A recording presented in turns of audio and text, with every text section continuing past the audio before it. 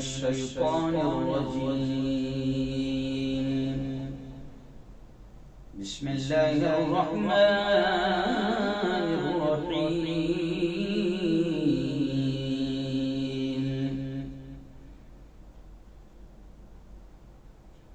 वलनबलवन्नकुम बिशैइन मिनल खौफि वल जू'i व नक़्सिन मिनल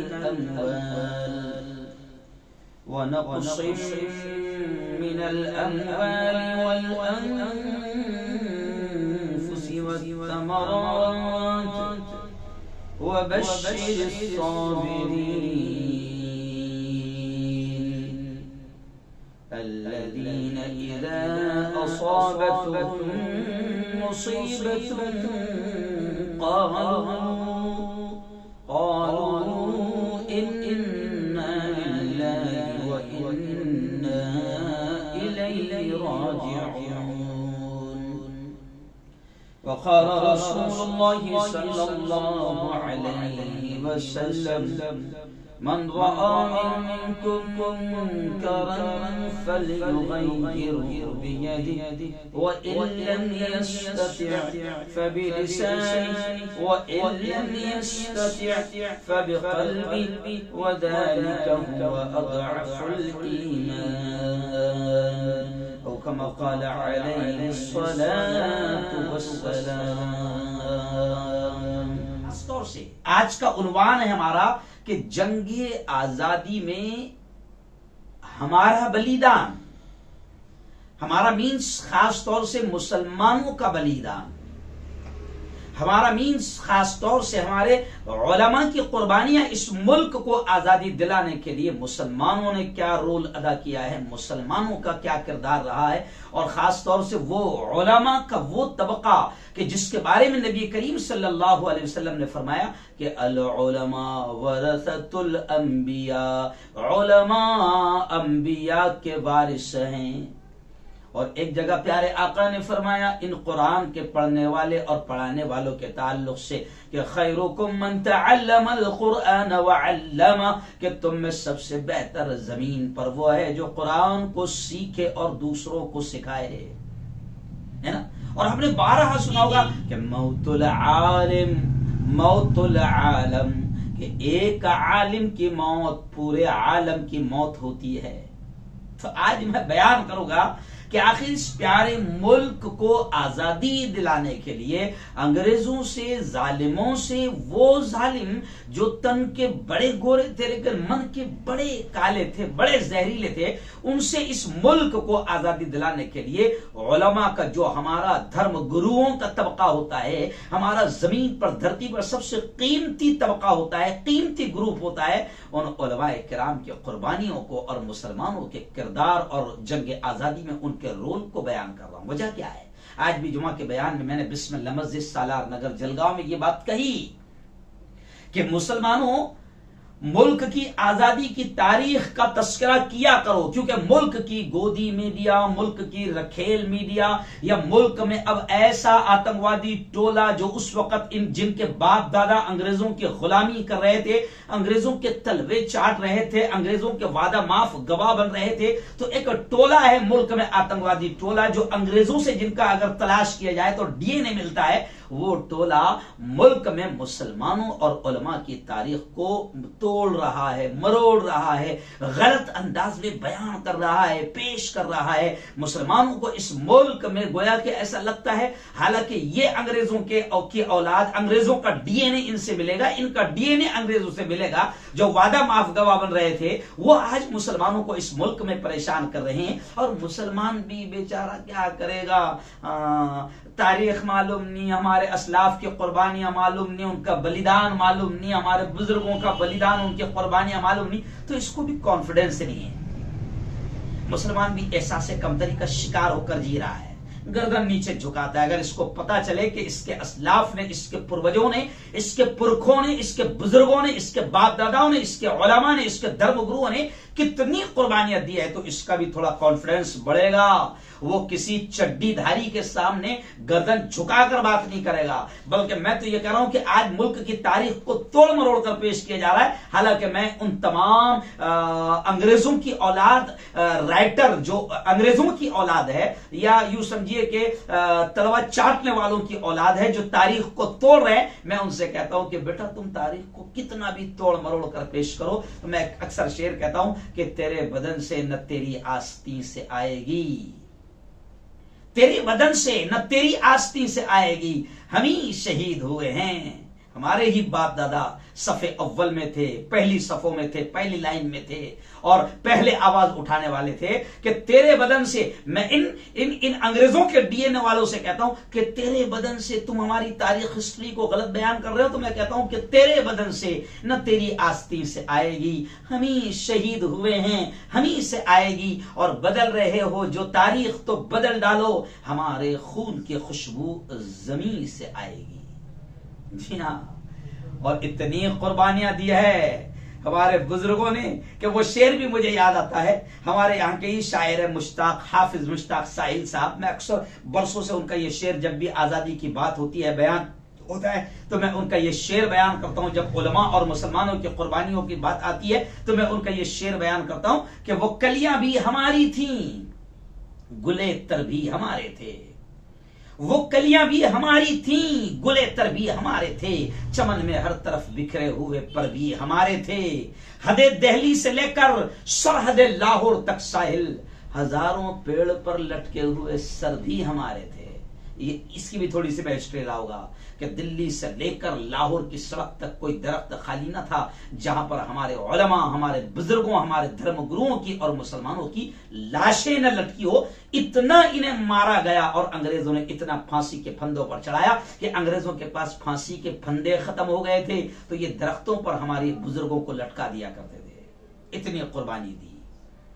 लेकिन आज अंग्रेजों की यह औलाद जो अंग्रेज छोड़ कर गए, वो हमसे वफादारी का सबूत मांगते हैं, तो हम उनसे कहते हैं, ये भी शेर कहते हैं कि जब पड़ा वक्त गुलिस्तान पे तो खून हमने दिया, जब पड़ा वक्त गुलिस्तान, जब मुल्क को हमारे खून की जरूरत पड़ी तो खून हमने दिया, जब पड़ा वक्त गुलिस्तान पे तो खून हमने दिया, अब बाहर आई तो कहते हैं तेरा काम नहीं। आओ, मैं मुसलमानों से भी कहता हूं, आजकल की हमारी व्हाट्सएप की नस्ल है ना, फेसबुक की नस्ल है, हिस्ट्री मालूम नहीं, तारीख पढ़ते नहीं, और हम अपनी औलाद को, अपनी नस्लों को अगर तारीख नहीं बताएंगे, जंग आजादी और इस मुल्क के लिए हमारे बुजुर्गों ने क्या कुर्बानियां दी है, क्या बलिदान दिया है, अगर हम अपनी नस्लों को नहीं बताएंगे तो आने वाली नस्लें समझेगी कि जैसे हमारा यहाँ कुछ ही नहीं है।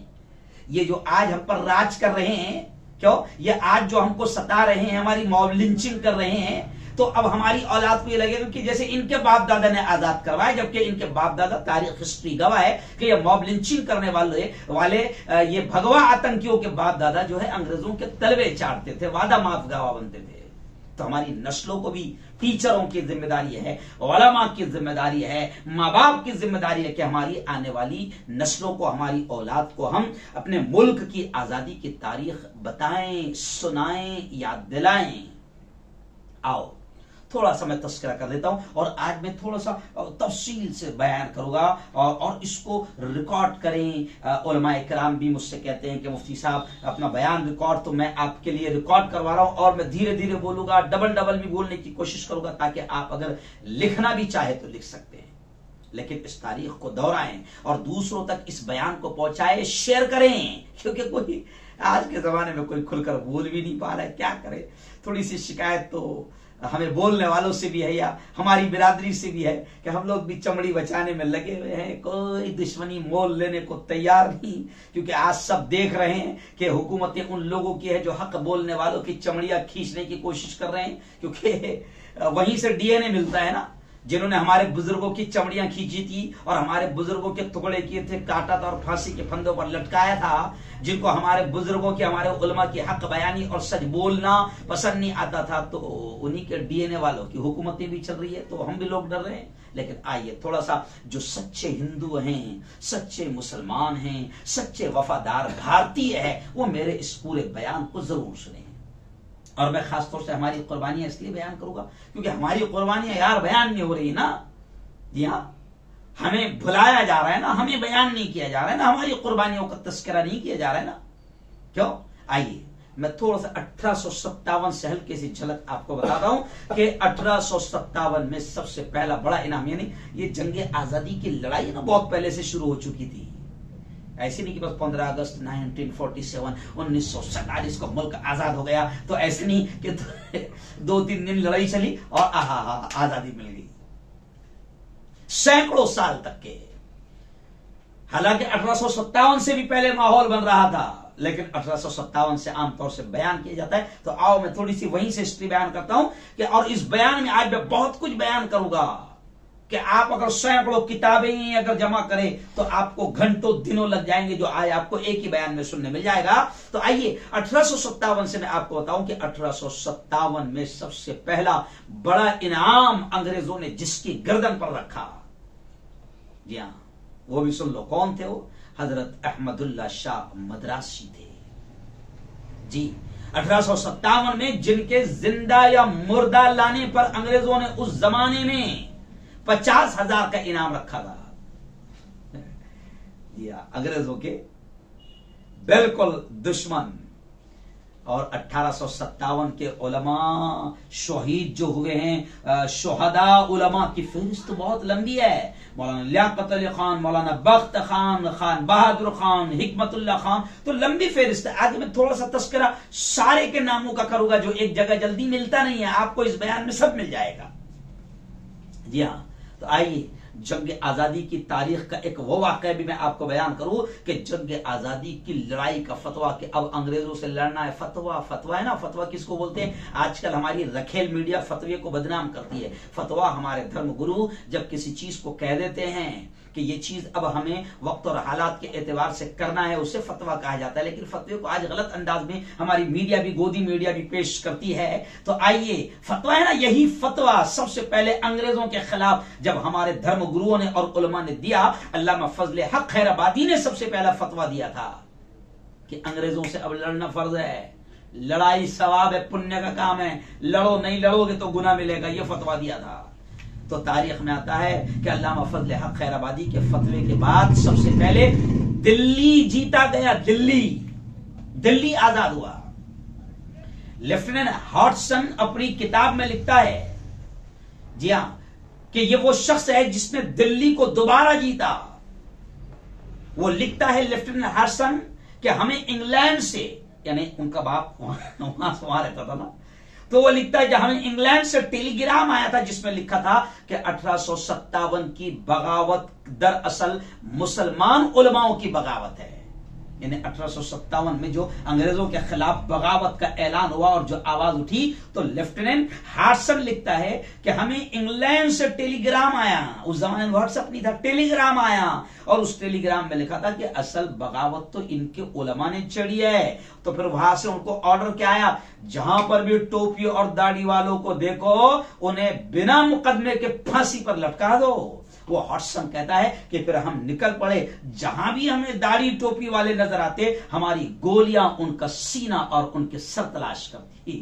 तो जैसे अंग्रेजों को दाढ़ी टोपी वालों से को देखकर बड़ा गुस्सा आता था और अंग्रेज इनको अपने दुश्मन समझते थे, क्योंकि अंग्रेजों को यहां से ये दाढ़ी टोपी वालों ने फतवा दिए थे और भगाने का काम किए थे। तो आज भी अंग्रेजों की औलाद को दाढ़ी टोपी दिखते से गुस्सा आ जाता है और वो एक दाढ़ी टोपी वाले को देखकर मॉब लिंचिंग शुरू कर देते हैं। तो पता चला कि इनका डीएनए वही अंग्रेजों से मिलेगा, क्योंकि हॉटसन लिखता है कि हमें इंग्लैंड से, यानी हमारे अंग्रेज बाप ने कहा था कि जहां भी दाढ़ी टोपी वाले दिखे इनको मारो। तो आज भी वो अंग्रेजों की औलाद ये काम कर रही है हमारे इस प्यारे मुल्क में। कर्नल नील, इन्होंने पटना, इलाहाबाद और कानपुर को दोबारा अंग्रेजों के कब्जे में लाया था। वो खुद कर्नल नील लिखता है कि मुझे इस बात पर फख्र है कि मैंने सैकड़ों लोगों को बिना मुकदमे के फांसी पर लटका दिया। जी हां, एक हिंदू इतिहासकार है दुर्गादास। ऐसा नहीं कि हिंदू में भाई सभी हमारे खिलाफ है, नहीं, बल्कि मैं तो फख्र से कहता हूं कि 97% हिंदू हमारे साथ है, 3% बस वो अंग्रेजों की डीएनए वाले हैं, जी हां, जो हमारे खिलाफ है। तो एक हिंदू इतिहासकार दुर्गादास जो सच्चा मौर्रिख है, दिल्ली में रहा करते थे, वो लिखते हैं कि इलाहाबाद के चारों तरफ 1857 के बाद ये हाल हो गया था कि कई सालों तक एक दरख्त, एक पेड़, एक झाड़ नहीं मिलता था, क्योंकि मरने वालों की तादाद इतनी थी जिनको अंग्रेजों ने मारा कि या तो वो दरख्त, वो पेड़, वो झाड़, वो लकड़ी मरने वालों की कब्र में लगा दी गई। जाहिर बात है कि मुसलमानों की कब्र में लकड़ियां लगाई जाती है, तो वो लिखते हैं दुर्गादास कि या तो मरने वालों की कब्र में लगा दी गई या फिर चिता के जलाने के लिए इस्तेमाल हो गई। यानी 1857 में इतने लोगों को अंग्रेजों ने मारा। अब क्या जुल्म सितम होगा, जरा सोचिए कि लकड़ियां खत्म हो गई थी। जी हां, इंग्लैंड में जनवरी में एक पेपर निकला था, इंग्लैंड का 1961 जनवरी में द टाइम्स अखबार लिखता है कि अंग्रेज सरकार उलमाओं को दिल में हमेशा के लिए डर बिठाना चाहती थी। उलमाओं की, यानी अंग्रेजों को भी उलमा से डर लगता था, दाढ़ी टोपी वालों से डर लगता था। आज भी अंग्रेजी की औलाद को दाढ़ी टोपी दिखी कि उनके अंदर का अंग्रेज का खून, अंग्रेज का नुत्फा जो है वो जोश मारने लगता है।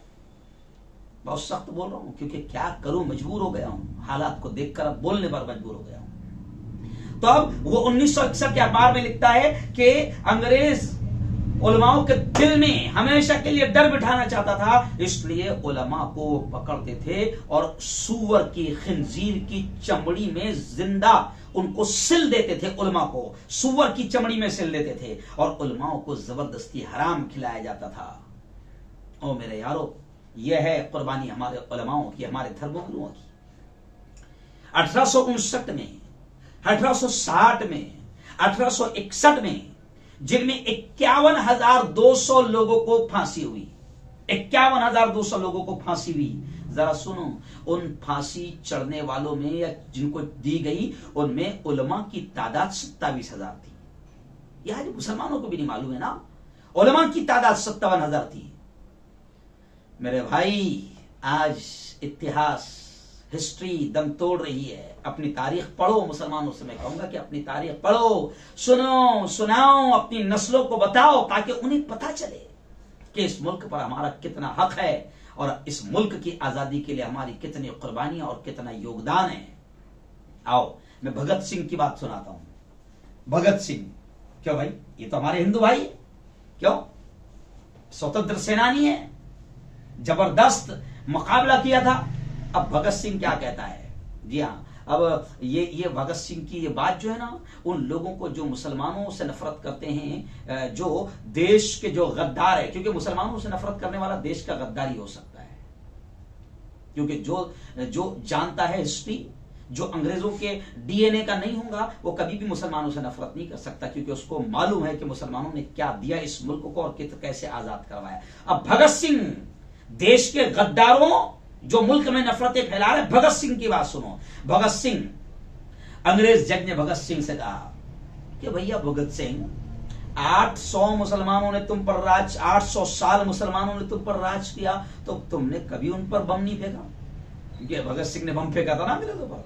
तो अंग्रेज जज पूछता है कि 800 साल तक मुसलमानों ने तुम पर राज किया, तो कभी तुमने मुसलमानों पर बम नहीं फेंका? तो भगत सिंह ने क्या कहा? देश के गद्दारों, है ना, और मुसलमानों को गोली मारो सालों का नारा लगाने वाले अंग्रेजों की औलादों, सुनो। भगत सिंह ने उस वक्त अंग्रेज जज से क्या कहा था?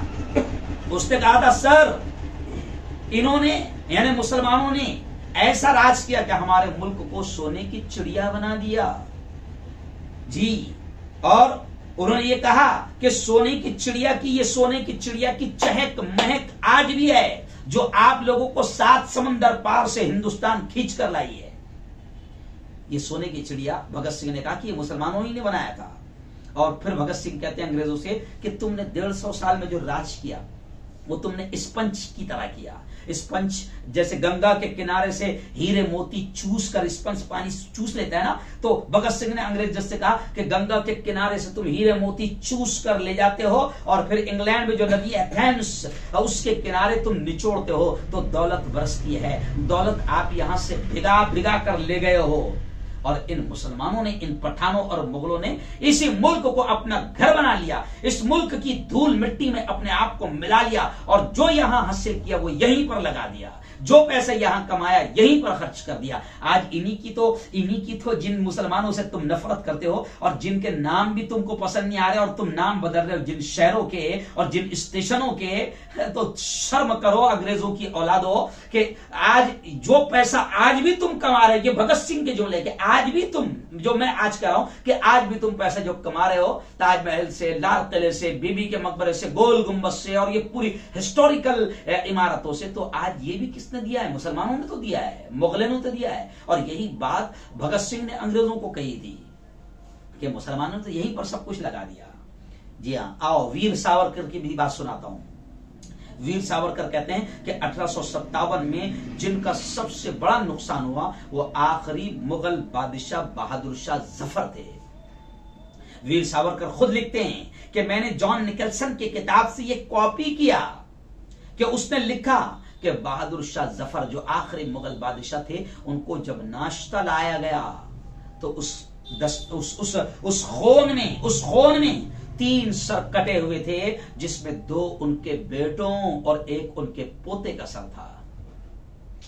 ऐसी ऐसी कुर्बानियां दी है मुसलमानों ने। जी हाँ, वही बहादुर शाह जफर जिनकी मैं गजल मदरसे के जमाने में पढ़ता था। लगता नहीं है दिल मेरा उजड़े दयार में, किसकी बनी है आलम ना पायदार में। और वो बहादुर शाह जफर का मशहूर से, हाँ, आखिरी जो मैं शेर कहता था कि कितना है बदनसीब जफर दफन के लिए, कितना है बदनसीब जफर दफन के लिए, 2 गज जमी भी मिल न सकी कोई यार में। तो यहां से गिरफ्तार करके उनको रंगून ले जाया गया, जो वहीं पर आज दफन है। तो वीर सावरकर ने लिखा कि सबसे ज्यादा बड़ा नुकसान तो बहादुर शाह जफर का हुआ। आओ और थोड़ा सा आगे बढ़ता हूं, 1799 की बात सुनाता हूं। जी हाँ, जब टीपू सुल्तान रहमतुल्लाहि अलैहि, जी हाँ, जिनको अंग्रेजों ने शहीद कर दिया। क्यों? आज तो इस मुल्क में टीपू सुल्तान, हम छोटे छोटे थे, बल्कि जो अभी बुजुर्ग है 70-80 साल के जो लोग अभी हैं, उनसे पूछो कि बेटा हिस्ट्री में टीपू सुल्तान का नाम बड़ी अदब से लिया जाता है, क्योंकि यही वो टीपू सुल्तान था कि जिसका धाक, जिसका रौब, जिसके डेयरिंग और जिसका डर और खौफ अंग्रेजों के दिलों में ऐसा छाया हुआ था कि जब तक टीपू जिंदा थे तब तक अंग्रेज ये कह नहीं सकता था कि मुल्क पर हमारा कब्जा हो गया। और हिस्ट्री में ये जुमले लिखे हुए हैं कि जब हजरत टीपू सुल्तान, मैंने वो जगह भी देखकर आया हूं कि जहां पर टीपू सुल्तान रहमतुल्लाहि अलैहि की लाश पड़ी हुई थी और अंग्रेज बहादुर उस वक्त भी उनके करीब जाने को डर रहे थे। क्यों? क्योंकि उस वक्त भी शहीद होने के बाद भी तलवार हाथ में थी, है ना, और अंग्रेजों को फिर भी शहीद होने के बावजूद भी करीब जाने को डर लग रहा था कि उठ ना जाए। तो जिस अंग्रेज पर यह रौब था, और जब पता चल गया, पूरी तरीके से कंफर्म हो गया कि टीपू शहीद हो चुके हैं, जब अंग्रेज बहादुर ने कहा था कि आज से हिंदुस्तान हमारा है। लेकिन आज इस मुल्क में कुछ कमीने ऐसे हैं, कुछ अंग्रेजों की औलाद ऐसी है कि आज उनको ऐसे जंग आजादी के शहीद टीपू सुल्तान का नाम पसंद नहीं। उनके जन्मदिन और बर्थडे के मौके पर ये अंग्रेजों के डीएनए वाले, ये अंग्रेजों के की औलाद टीपू सुल्तान, जिनको दुनिया जानती है कि मुल्क की आजादी में जिनका सबसे अहम किरदार है, आज उनको अंग्रेजों की औलाद को टीपू का नाम पसंद नहीं है। जी हां, जबकि तारीख कहती है ब्रिटिश कमांडर ने उनके लाश पास खड़े होकर यह कहा था कि आज से हमारा हिंदुस्तान, आज से हमारा हुआ है। लेकिन क्या करे, आज ऐसे भी है कि जनाब टीपू सुल्तान का उनको नाम पसंद नहीं। इसके बाद आपको सुनाऊं 1800 की थोड़ी सी तारीख। 1800 ईस्वी में दिल्ली पर चढ़ाई की गई। चलो अब 1857 से भी पहले की थोड़ी सी झलक आपको बताता हूं कि 1800 ईस्वी में दिल्ली में चढ़ाई और कब्जा कर लिया अंग्रेजों ने। उस वक्त के बादशाह शाह आलम, ये 3 जुमले जब उन्होंने लिखवाए अंग्रेजों ने कि मखलूक अल्लाह की, जी, मुल्क बादशाह का और हुक्म ईस्ट इंडिया कंपनी का, जब ये अंग्रेजों ने लिखवाया तब 1807 में आगे बढ़कर 7 सालों के बाद बड़ी हिम्मत के साथ हजरत शाह अब्दुल अजीज मुहद्दिस देहलवी रहमतुल्लाह अलैह, ये हमारे बड़े धर्मगुरु, बड़े आलिम, बड़े मौलाना अब्दुल अजीज देहलवी रहमतुल्लाह अलैह ने उस वक्त 1807 में जिहाद का फतवा दिया। जिहाद, आज जिहाद को भी गलत अंदाज में बयान किया जाता है। जिहाद कहते हैं जुल्म के खिलाफ लड़ाई को, जालिमों के खिलाफ लड़ाई को। तो उस वक्त अंग्रेजों के खिलाफ जिहाद का फतवा दिया था हजरत शाह अब्दुल अजीज मुहद्दिस देहलवी रहमतुल्लाह अलैह ने। उस वक्त ये फतवा दिया कि इस वक्त अब मुसलमानों पर जिहाद लाजिम और फर्ज हो गया। जिहाद का फतवा सुनकर हजारों की तादाद में लोगों ने शाह मुहद्दिस देहलवी के हाथ पर बैत की। यहां से हकीकत में आजादी की लड़ाई शुरू हुई थी। अंग्रेज घबरा गया इस फतवे से कि ओहो, क्योंकि अंग्रेजों को मालूम था ये मौलवी मुल्लाओं की बड़ी मानते हैं, इसलिए आज भी मौलवी मुल्लाओं को ज्यादा दबाने की कोशिशें की जा रही है ना। जिन लोगों का आज नाम लिया जाता है ना, ये सब बहुत बात के हैं। मैं आपको 1807 की बात बता रहा हूं कि जब पहला फतवा शाह अब्दुल अजीज ने दिया तो अंग्रेज हिल गया था कि भैया अब तो इनके मुल्ला ने इनको बोल दिया कि अंग्रेजों को मारना पुण्य है, सवाब है, तो अब तो ये बहुत ठोकेंगे। जैसे नमाज पढ़ना सवाब है, फर्ज है, जहां आपने हज करना माल दिया फर्ज है, तो ऐसे ही हमारे धर्मगुरु ने कह दिया था कि अब अंग्रेजों को मारना फर्ज है, सवाब है। तो अंग्रेज भी समझ गया था कि भैया अब तो बहुत मारेंगे। तो यहां से जिहाद शुरू हुआ अंग्रेजों के खिलाफ। अफसोस के आज हम इन बुजुर्गों की तारीख नहीं जानते जिन्होंने आजादी की दाग बेल और डाली और बुनियाद डाली। ये भी उन महापुरुषों के साथ एक किस्म की गद्दारी है। हम भी तो गद्दारी कर रहे हैं, हम अपने असलाफ की कुर्बानी नहीं जा रहे। मीडिया आपको नहीं बताएगा, मैं आपको बता रहा हूं। सुनिए थोड़ा सा किन लोगों ने पहले आवाज उठाई थी उनके भी नाम सुन लीजिए फटाफट। मैं, मेरा वक्त भी खत्म हो रहा है यार, क्या करूं, बहुत कुछ बोलना चाहता हूं लेकिन वक्त भी खत्म। चलिए आइए थोड़ा जल्दी जल्दी बता देता हूं कि आइए थोड़ा सा नाम तो सुन लीजिए हल्की सी। सबके नाम नहीं गिना रहा हूं, सिर्फ 1% के भी नहीं गिना सकता हूं, सिर्फ थोड़े से नाम गिना रहा हूं। पहली आवाज जिन्होंने बुलंद की अंग्रेजों के खिलाफ, नवाब सिराजुद्दौला, फिर शेर मैसूर टीपू सुल्तान शहीद, फिर हजरत शाह वलीउल्लाह मुहद्दिस देहलवी, फिर उनके फर्जंद उनके बेटे शाह अब्दुल अजीज मुहद्दिस देहलवी, फिर हजरत सैयद अहमद शहीद, हजरत मौलाना सैयद विलायत अली सादिकपुरी, अबू जफर सिराजुद्दीन बहादुर शाह जफर, अल्लामा फजल हक खैराबादी। ये सब सुनो। शहजादा फिरोज शाह, मुसलमानों तुम भी सुनो, शहजादा फिरोज शाह, कई बात करने की बात आई तो किया करो। मौलवी मोहम्मद बाकिर शहीद, बेगम हजरत महल, मौलाना अहमदुल्ला शाह, नवाब खान बहादुर, अजीजन बेगम, शाह अब्दुल कादिर लुधियानवी, हजरत हाजी इमदादुल्ला मुहाजिर मक्की, हजरत मौलाना कासिम नानोतवी, हजरत मौलाना रहमतुल्ला कीरानी, शेखुल हिंद हजरत मौलाना महमूद हसन देवबंदी, हजरत मौलाना उबैदुल्ला सिंधी, हजरत मौलाना रशीद अहमद गंगोई, हजरत मौलाना अनवर शाह कश्मीरी, हजरत मौलाना बरकतुल्ला भोपाली, हजरत मौलाना मुफ्ती किफायतुल्ला, हजरत मौलाना अहमद सईद देहलवी, हजरत मौलाना सैयद हुसैन अहमद मदनी, हजरत मौलाना मोहम्मद अली जौहर, हजरत मौलाना हसरत मोहानी, मौलाना आरिफ, मौलाना अबुल कलाम आजाद, मौलाना हबीबुर रहमान लुधियानवी, डॉक्टर सैफुद्दीन अमृतसरी, हकीम अजमल खान, मौलाना जफर अली खान, अल्लामा इनायतुल्लाह मशरिकी, डॉक्टर मुख्तार अहमद अंसारी, मौलाना हिफ्जुर रहमान शोहारवी, मौलाना मजहरुल हक, जनरल शाह नवाज खान, हजरत मौलाना सैयद मोहम्मद मियां, हजरत मौलाना अब्दुल बारी फरंगी मैली, खान अब्दुल गफ्फार खान, मुफ्ती अतीकुर रहमान उस्मानी, डॉक्टर सैयद महमूद खान, अब्दुल समद खान, रफी अहमद क़दवाई, यूसुफ महर अली, अशफाकुल्ला खान, बैरिस्टर आसिफ अली, हजरत मौलाना अताउल्ला शाह बुखारी, मौलाना खलीलुर रहमान लुधियानवी, अब्दुल कय्यूम अंसारी। ये तो मैंने झलकियां बताई, थोड़ा हो रहा हूं ना ताज्जुब। अब हम तो एक दो नाम सुनते हैं बस, अशफाक अल्लाह खान, मौलाना अबुल कलाम आजाद, है ना, बस नहीं, शहीद अब्दुल हमीद, पूरी लिस्ट है। इन तमाम के अलावा जो मैंने नाम गिनवाया, लाखों मुसलमानों ने जंग आजादी में खून बहाया, बल्कि हम फख्र से ये कह सकते हैं कि हमने इतना खून बहाया है कि जितना दूसरों ने पसीना भी नहीं बहाया है।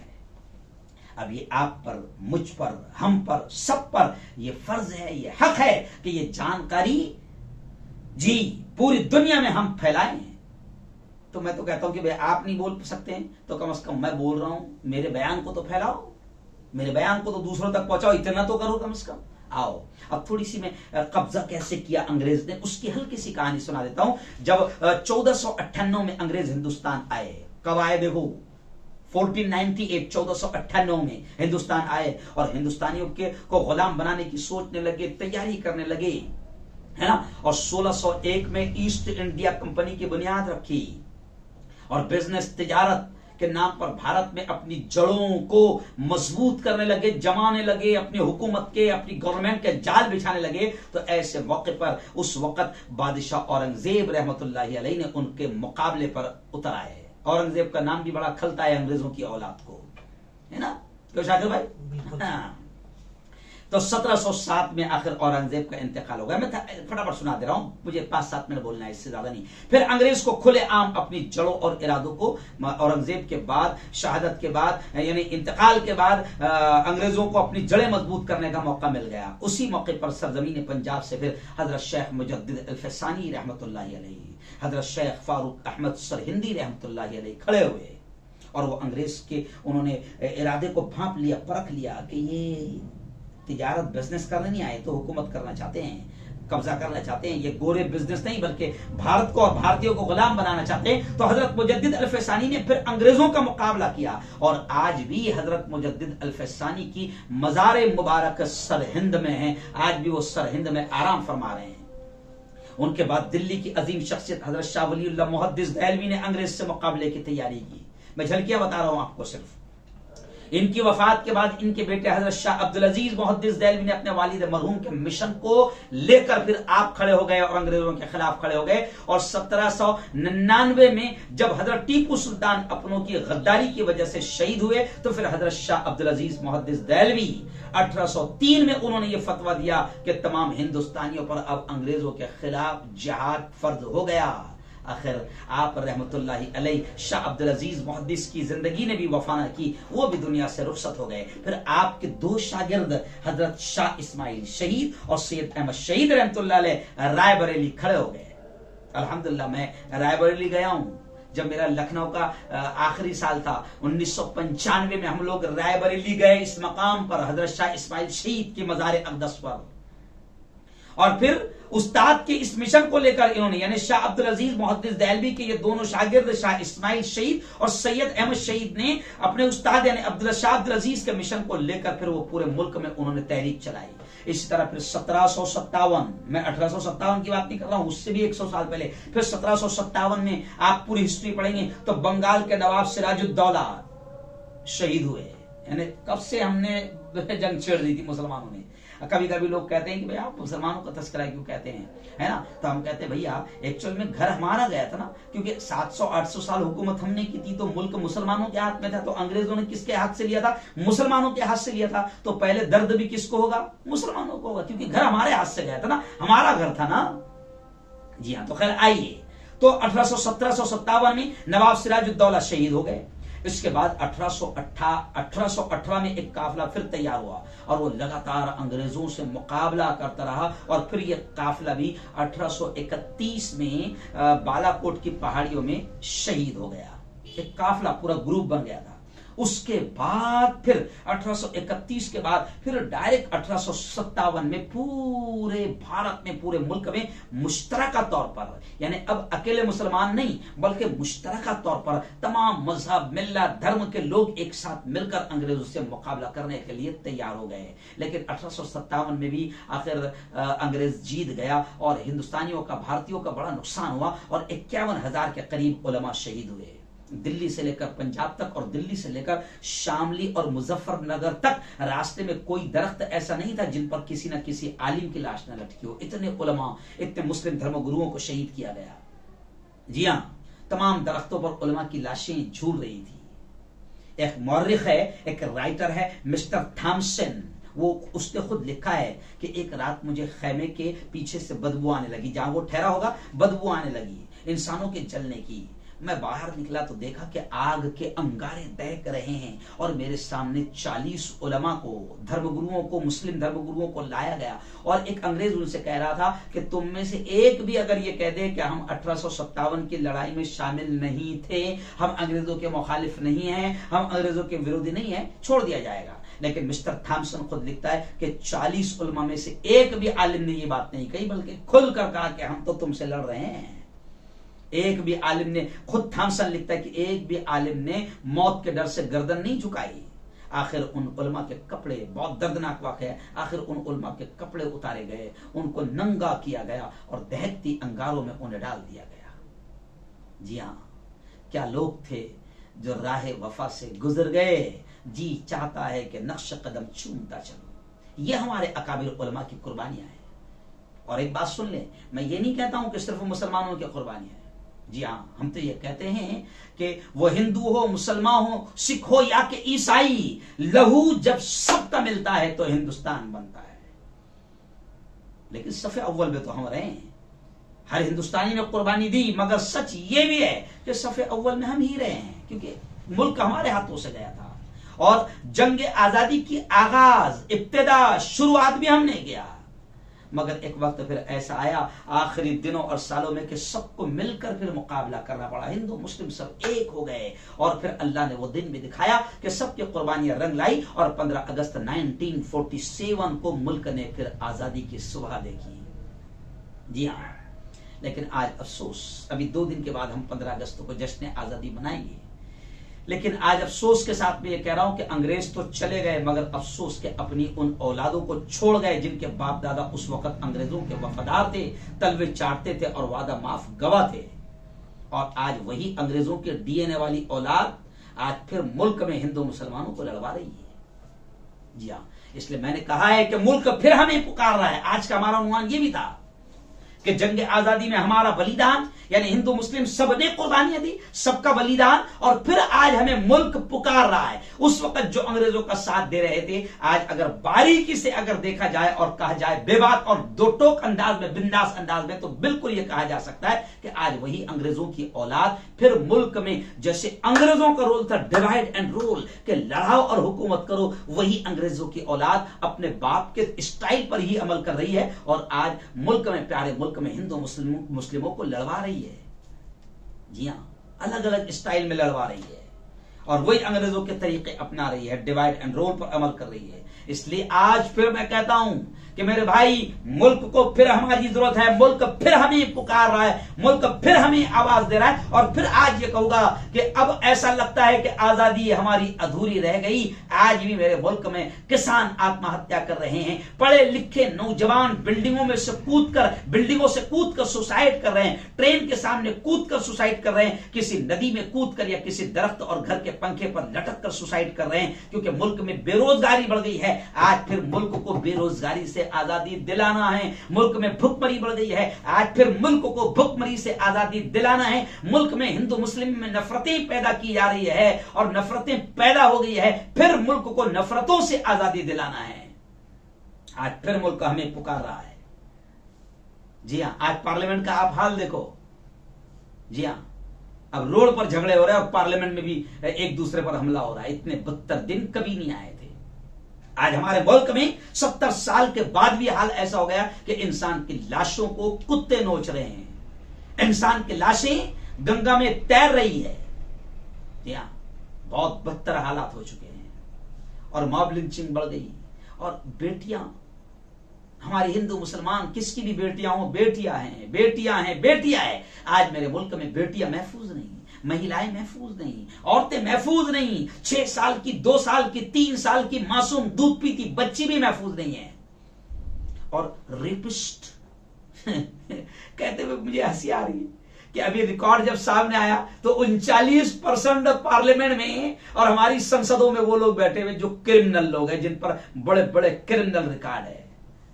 मुल्क के बड़े बदतर हालात हो चुके हैं। खासतौर से हिंदू मुसलमानों को लड़वा कर ही आज सत्ता हासिल की जा रही है। जी हां, मुल्क की कुर्सी हासिल की जा रही है। आज मैं फिर जो उन पुरखों की औलाद है जिन्होंने अंग्रेजों से लड़ा था, मैं कहता हूं अक्सर एक जुमला कि अंग्रेज तो सिर्फ वो कमीने सिर्फ मन के काले थे, तन के गोरे थे, लेकिन आज हमको जिनसे लड़ना है ये कमीने तन के भी काले हैं, मन के भी काले हैं।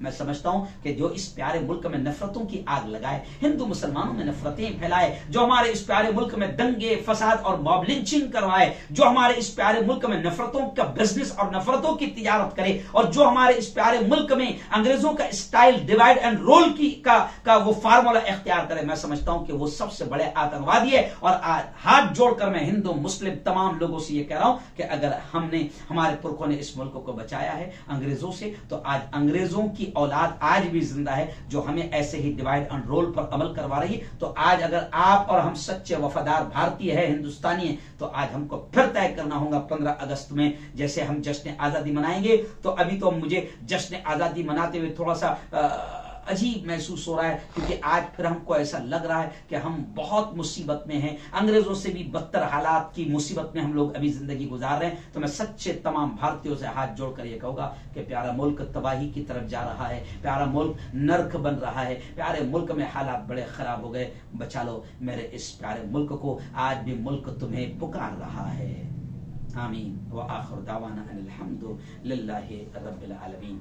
अगर हमारे वीडियोस आपको पसंद आ रहे हो तो लाइक, कमेंट और शेयर करें, और मजीद नई वीडियोस के लिए हमारे चैनल दावत मीडिया को सब्सक्राइब करें और बेल आइकन पर क्लिक करें।